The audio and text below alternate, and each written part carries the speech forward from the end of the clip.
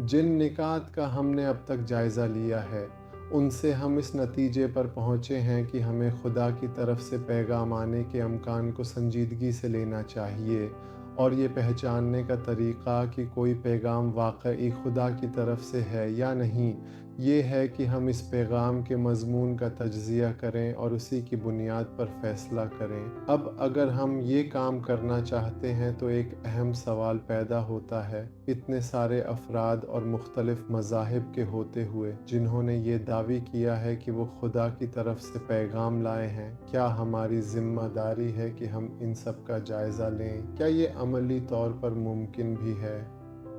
عام طور پر ہر مذہب کے پیروکار یہ دعویٰ کرتے ہیں کہ سب کو ان کے مذہب کا جائزہ لینا چاہیے تاکہ اس کی حقانیت معلوم کی جا سکے، لیکن حقیقت یہ ہے کہ یہ بات منطقی نہیں اور نہ ہی قابل عمل ہے کہ ہم تمام دعووں اور مذاہب کا تفصیلی جائزہ لیں۔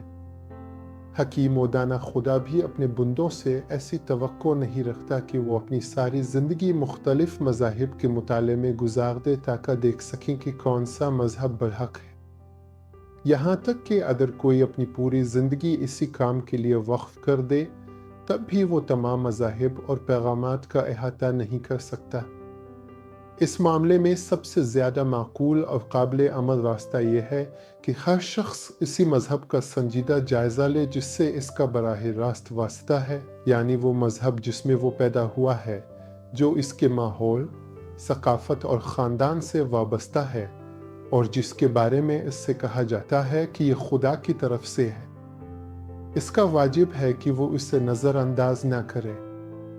یہ درست ہے کہ وہ تمام مذاہب کا جائزہ نہیں لے سکتا، لیکن کم از کم اس مذہب کا تو جائزہ لینا چاہیے جو اس کی زندگی اور شناخت سے براہ راست جڑا ہوا ہے، تاکہ وہ جان سکے کہ آیا یہ واقعی خدا کا پیغام ہے یا نہیں۔ ہم نے پہلے کہا تھا کہ کوئی بھی شخص حقیقتاً مذہب سے خالی نہیں ہوتا۔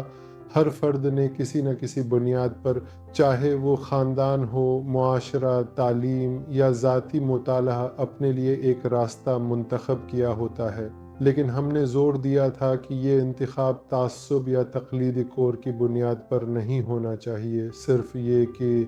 چونکہ سب مانتے ہیں تو میں بھی مان لیتا ہوں، ایک غیر معقول روش ہے۔ اگر میں ایک ایسے خاندان میں پیدا ہوا ہوں جس نے مجھے کہا ہے کہ یہ دین خدا کی طرف سے ہے، تو بھی میری عقل اور ذمہ داری یہ تقاضا کرتی ہے کہ میں اس دعوے کا خود جائزہ لوں۔ ہماری کم از کم یہ ذمہ داری ضرور بنتی ہے کہ ہم یہ جاننے کی کوشش کریں کہ کون سا پیغام خدا کا نہیں ہے، تاکہ اندھی تقلید اور غیر معقول پیروی کا شکار نہ ہوں۔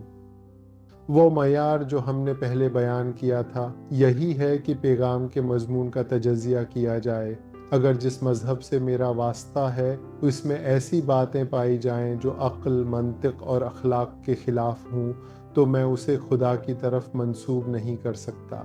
اگر میں نے جائزہ لیا اور مجھے ایسی باتیں ملیں، تو خواہ میرا سارا ماحول، میرا خاندان اور معاشرہ اسے برحق سمجھے، میری عقل گواہی دے گی کہ ایسا پیغام خدا کی طرف سے نہیں ہو سکتا۔ اگر میں نے جائزہ لیا اور مجھے اطمینان حاصل ہوا کہ یہ پیغام منطقی، اخلاقی اور معقول ہے اور واقعی خدا کی طرف سے ہو سکتا ہے، تو میں اسے قبول کرتا ہوں۔ لیکن اگر میں کسی نتیجے پر نہ پہنچا اور یہ طے نہ کر سکا کہ یہ پیغام واقعی خدا کا ہے یا نہیں، تو ایسی حالت میں نہ مجھے اس کا انکار کرنا چاہیے اور نہ ہی اندھا ایمان لانا چاہیے۔ ایسی صورتحال میں عقل مندی یہ ہے کہ میں رک جاؤں اور اس پیغام کے ان مفید پہلوؤں سے فائدہ اٹھاؤں جو مجھے مثبت اور کارآمد محسوس ہوں، بغیر اس پر مکمل ایمان لائے۔